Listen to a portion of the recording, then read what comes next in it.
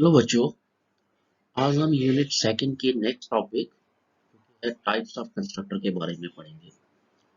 Last video में हमने देखा था कि कंस्ट्रक्टर क्या होता है, why we need a constructor, उसकी कैरेक्टरिस्टिक क्या है, उसका सिंटैक्स क्या है, उसकी एग्जांपल भी हमने स्टडी करी थी।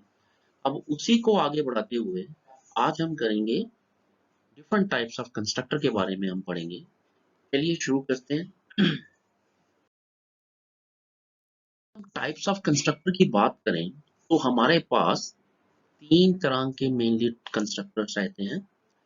जैसे पहला है हमारा default constructor, then parameterize constructor and then last में हमारा होता है कॉपी कंस्ट्रक्टर। अगर हम स्टेट बोर्ड की बात करें, जेके स्टेट बोर्ड की बात करें, तो इस बार हमारा सिलेबस जो है कुछ रिवाइज किया गया है।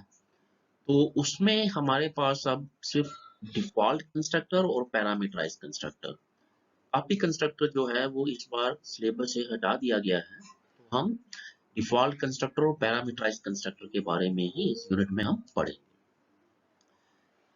डिफॉल्ट कंस्ट्रक्टर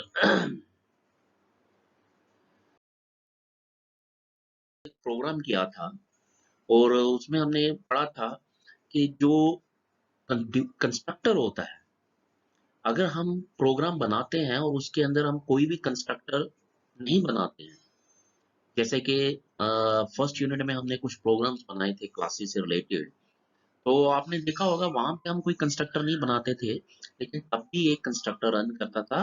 और हमने लास्ट वीडियो में भी पढ़ा था, उस कंस्ट्रक्टर को हम बोलते हैं डिफॉल्ट कंस्ट्रक्टर। क्वेश्चन ये भी आता है कि अगर हम कंस्ट्रक्टर बनाए नहीं तो क्या होगा। लेकिन जब आप कंस्ट्रक्टर बनाते हैं, अगर आप सपोज करिए आपने कंस्ट्रक्टर नहीं बनाया, तो जब आप ऑब्जेक्ट के थ्रू आप जो क्लास का डाटा मेंबर है उसको कॉल करते हैं, सपोज करिए आप उसकी वैल्यू इंक्रीज करते हैं या डिक्रीज करना चाहते हैं शुरू में, तो क्या होगा। अब उसकी वैल्यू तो वो क्या होगा, जैसे ही आपने पहले वेरिएबल डिक्लेयर किया था उसमें कौन सी वैल्यू रही होगी, गार्बेज वैल्यू। वो वैल्यू हमें मालूम ही नहीं है कि क्या वैल्यू थी वो। तो अगर आप उसको इंक्रीज करते हो तो वो उसी गार्बेज वैल्यू के हिसाब से वो आगे उसको इंक्रीज करेगा, या डिक्रीज करते हो तो उस वैल्यू के हिसाब से उसको डिक्रीज करेगा। तो इसलिए बहुत जरूरी होता है कि जब भी आप अपना प्रोग्राम शुरू करो तो जो भी वेरिएबल्स है उनकी वैल्यू को आप क्या करें, इनिशियलाइज करो है। अब दो तरीके थे कि एक तो ये था कि आप अगर उसको इनिशियलाइज करना चाहते हैं तो आप उसके लिए आप एक फंक्शन बनाते थे क्लास के अंदर, लेट्स से गेट डाटा या कोई भी, देन उसको बाहर से मेन से आप उसको कॉल करते थे ऑब्जेक्ट के साथ, एंड देन उसकी वैल्यू को इनिशियलाइज करते थे। यानी कहने का मतलब है कि एक एक्स्ट्रा फंक्शन आपको बनाना पड़ता था। लेकिन क्या ही अच्छा होता कि जैसे ही ऑब्जेक्ट क्रिएट हो जाता वैसे ही उसकी वैल्यू इनिशियलाइज हो जाती। तो इसीलिए कंस्ट्रक्टर को बनाया गया कि जब भी आप ऑब्जेक्ट बनाते हैं तो बाय डिफॉल्ट जो है ऑटोमेटिकली वो जो कंस्ट्रक्टर है वो इन्वोक हो जाता है। ठीक है। लेकिन अब ये अगर तो आप वो कंस्ट्रक्टर में कोई आर्ग्यूमेंट नहीं रखते हैं तो वो हमारा कहलाता है डिफॉल्ट कंस्ट्रक्टर। और अगर आप उसमें आर्ग्यूमेंट पास करते हैं तो वो हो जाता है हमारा पैरामीटराइज कंस्ट्रक्टर। तो देखिए क्या कहता है कि constructor that accepts no parameter is known as default constructor, right. No constructor is defined, then the compiler supplies a default constructor which initialize the object data members to default value. वो default value क्या होगी, that will be 0 or any random value in that case. यानी कि जब आपने object constructor नहीं बनाया तो कंपाइलर ने क्या किया, एक डिफॉल्ट कंस्ट्रक्टर वहां पे भेज दिया। अब क्वेश्चन ये है कि उसने किस वैल्यू के साथ उसको इनिशियलाइज किया। हमारा मेन मकसद तो यही है ना कि जो क्लास के जो डाटा मेंबर्स हैं उनको वैल्यू इनिशियलाइज करना। अब क्वेश्चन ये है कि उनकी वैल्यू क्या इनिशियलाइज हुई, हमने तो की नहीं, वो तो कंपाइलर ने एक डिफॉल्ट कंस्ट्रक्टर वहां पे सेंड कर दिया। तो उस केस में वो वैल्यू क्या होगी, जीरो, या कोई भी रैंडम इंटीजर नंबर जो जनरेट होगा वहां से उस वैल्यू के साथ उसको इनिशियलाइज कर देगा। कहने का मतलब है कि एटलीस्ट हमारी कोई गार्बेज वैल्यू नहीं रहेगी उसमें, राइट। तो अब मैं इसको पहले तो हम चलिए इसका सिंटैक्स देखते हैं। ये सिंटैक्स बिल्कुल सेम है जैसे लास्ट वीडियो में हमने पढ़ा था कंस्ट्रक्टर क्या होता है, उसमें भी हमने जो एग्जांपल ली थी वो सेम इसी तरह से ली थी कि आप एक क्लास बना रहे हैं, उसकी 3 सेक्शंस हैं, प्राइवेट, पब्लिक और प्रोटेक्टेड, जैसे कि आपको पता है। और हमने ये भी कहा था कि जो कंस्ट्रक्टर होता है वो नॉर्मली कहाँ पे डिफाइन किया जाता है, पब्लिक सेक्शन में, राइट। तो पब्लिक सेक्शन में क्या किया हमने, हमने क्लास जो है जैसे यूजर नेम रखा है, तो फंक्शन का नाम भी क्या होगा, यूजर नेम, तभी तो वो कंस्ट्रक्टर कहलाएगा, क्योंकि कंस्ट्रक्टर का नाम सेम होता है जो क्लास के नाम की तरह होता है, और कोई रिटर्न टाइप नहीं है इसकी, right. So this is a constructor. And अब क्योंकि इसकी इसमें हम कोई आर्गुमेंट पास नहीं कर रहे हैं, तो इसको हम क्या कहेंगे, डिफॉल्ट कंस्ट्रक्टर, या जीरो आर्गुमेंट कंस्ट्रक्टर भी कहा जाता है इसको। एंड देन क्लास के बाहर इसको हमने यहाँ पे डिफाइन कर लिया। ये तो रहा इसका सिंटैक्स। हम एक एग्जांपल के थ्रू ये बताते हैं कि अगर हम कंस्ट्रक्टर को, डिफॉल्ट कंस्ट्रक्टर को कैसे, मैंने 2 एग्जांपल्स लिए हैं। एक कि जब हम डिफॉल्ट कंस्ट्रक्टर क्लास के अंदर शो नहीं करेंगे, और दूसरा जब हम क्लास के अंदर उसको शो करेंगे।